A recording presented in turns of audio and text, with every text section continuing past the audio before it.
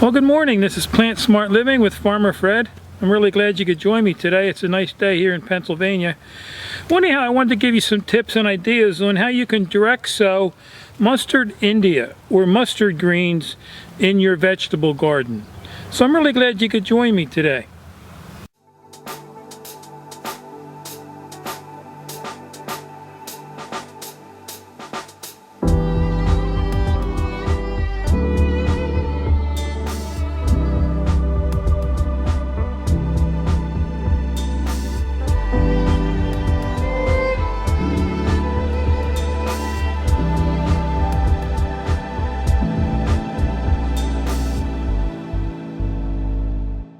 So before we get started here, let's just read about some of the information here behind the pack. It always gives you some helpful information. It's an all-American selection, has large frilled leaves, have superb flavor, and are their most tender stage when young. They're highly prized for cooked greens. They're high in vitamin A, B, and C. I also, the mustard greens have like a peppery taste. And so I grow here, I'm going to sow here about a 6-foot row. And then in front of this, right in front of me, I'm also going to be doing some turnips. And so I like the mustard greens, but I don't love them that much, but I do enjoy having some of them in our salads or cooking them. I grow an overabundance of greens here and vegetables, like enough to feed a small army. So I always enjoy overplanting so I can give to family and friends. That's one of the main reasons why we have Plant Smart Living here. Not only to teach people how to garden, but also it's fun to give all the food away to people. But anyhow, and then it tells you here germination days, takes about 10 days to germinate, and then days to harvest is 56. Planting depth is 1/4 inch to 1/2 inch. And then it says to sow directly in garden as early as soil can be worked. Cool weather. It's a cool weather vegetable. And then plant seeds every 3 inches, covering firmly with soil. Now I'm probably even going to plant these a little closer than 3 inches. These seeds are a couple years old, and so I want to overseed some because, the percentage, this seed germination may be a little lower. So I'm going to definitely overseed here. And then it says as plants begin to mature, pick outer leaves for regular use until entire plants are harvested. And so suggestions for best greens: provide quick growth by keeping ground around the seed moist. And so you certainly do want to, once you plant your seeds, is to water them in. Another important thing to remember too is your soil temperature for your seeds. And so I have here a soil temperature conditions for vegetable seed germination chart here. I got this from Alabama Cooperative Extension System, something you can get online. And then I always laminate using my laminator. I did a video on that just to protect these different seed charts from year to year. And also, again, if you're starting your vegetable garden, it's always recommended to get a soil test for your garden soils to check the nutrition value in your soil. And then what I have here is a meat thermometer from roast or turkey or something, and I check my soil temperatures here. And so they tell you here, like for turnips and spinach and Swiss chard, the minimum soil temperature is 40 degrees. Optimum's around 60, 70 degrees for some of those greens. And so right now my soil temperature is a little bit more than 60 degrees. So I think it's going to be just a great soil temperature for these mustard greens. And then anyhow, as far as the fertilizer goes, I use these. They're pelleted alfalfa pellets. I get these at a local feed store, and then what I'm going to do is just lightly sprinkle these right down the row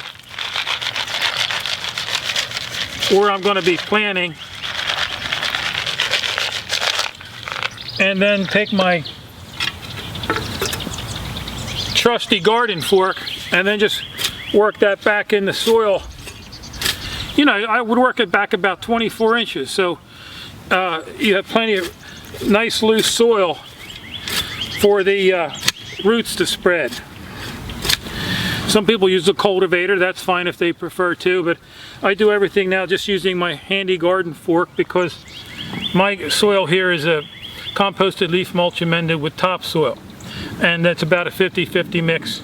I had already went through this and loosened it up pretty well. But also by putting the pellets down and then putting in your garden fork and rocking it back and forth, it allows those pellets to drop down into those slots. And so that way you'll have your pellets not only on the top, but you also have them at different levels in your soil. And then just work that back and forth. You know, in your whole garden bed, actually, wherever you're going to be planting, you'll want to do that. And then I'm going to just take the fork and spread that out nice and even. And then I'm just simply going to take my hand here and create a row. Just like that. Nothing difficult. About a ½ inch deep. And then I'm going to just make a V out of my pack here. And then simply just tap them into the soil.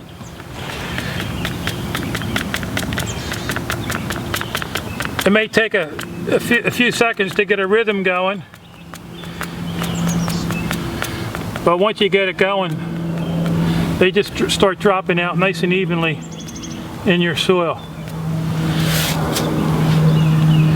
And again, I'm definitely overseeding here,